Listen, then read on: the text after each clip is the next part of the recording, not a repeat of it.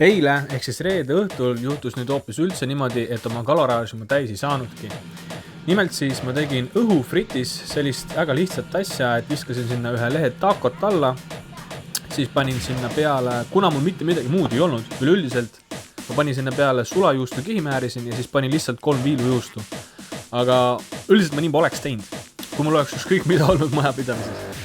Ja lõpuks ma siis lõin sinna peale 3 muna. Ja selliseid roogasid, nagu ma just kirjeldasin, oleks ma tohtinud süüa oma kaloraaži sees 3 tükki. Aga nad on niivõrd õhulised ja täidavad niivõrd palju kõhtu seest, et ma jaksasin ära süüa ainult 2 tükki. Ja pärast seda põhimõtteliselt mitte midagi. Teedki. Õhufritt on päris hea asi selles suhtes, et sa saad temast teha toitu ilma igasuguseid ülisi ja rasvusi kasutamata.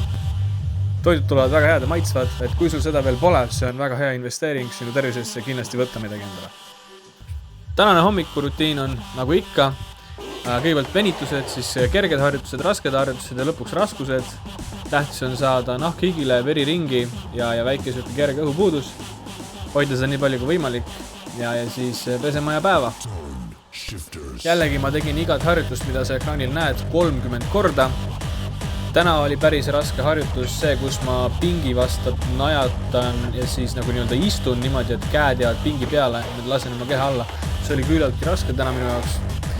Huvitav, et täna ei olnudki niivõrd raske enam teha kõrgendatud jalgadega kätekõverdusi. Et mis raskem on, ma tegin 5 korda tükk, nii-öelda 5 korda, siis puhkasin jälle 5 korda, kuni 30 on täis. Ja kõik ülejäänud ma tegin 10 korda ja siis nii-öelda 3 korda korrutasin seda. Ja päris kerged asjad ma tegin kohe 30 ära, et selles suhtes, nagu su keha ütleb, nii käitubki.